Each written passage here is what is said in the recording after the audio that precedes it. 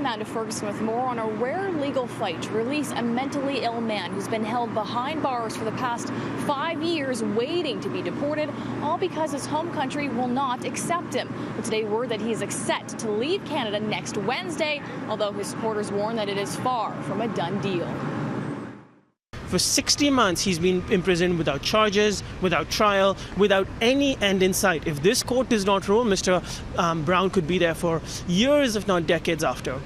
Supporters of Alvin Brown fight to give a voice to a mentally ill man caught in an immigration battle that's left him behind bars for 5 years.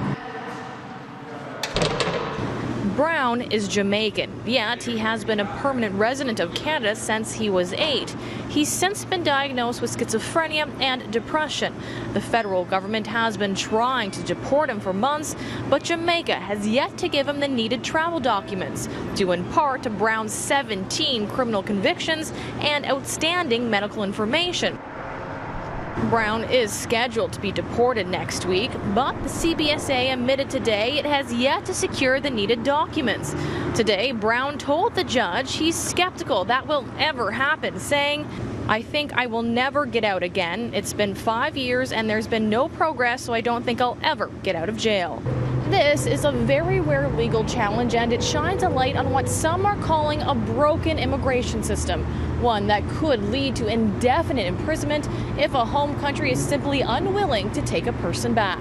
5 years is an outrageously long sentence for just a robbery. What's unusual about the case is that he's been held for so long, and it's been it's very rare for somebody to be held in custody for so long when it's quite clear that a foreign government is not willing to take them back. This immigration lawyer says it's not unusual for foreign governments to refuse to issue documents to individuals. It's easy for Canadians to say, well, we've got to send this guy back to where he came from. He was a child when he came from there. So is he Canada's problem? In a sense, he is Canada's problem, but in another moral sense, he should be Canada's problem. Brown telling the court that he just wants to leave for Jamaica, saying, "I already have my stuff down there. I'm just ready to start my life down there." We need a change in laws, in federal laws and provincial laws, as initial steps to end immigration detention. Otherwise, people are going to continue to be in pain, continue to be in suffering, and continue to be separated from their families, and some will die. The CBSA says they are optimistic that they will get the documents in time for his September 7th deportation. Meanwhile, this case is scheduled to wrap up on Thursday.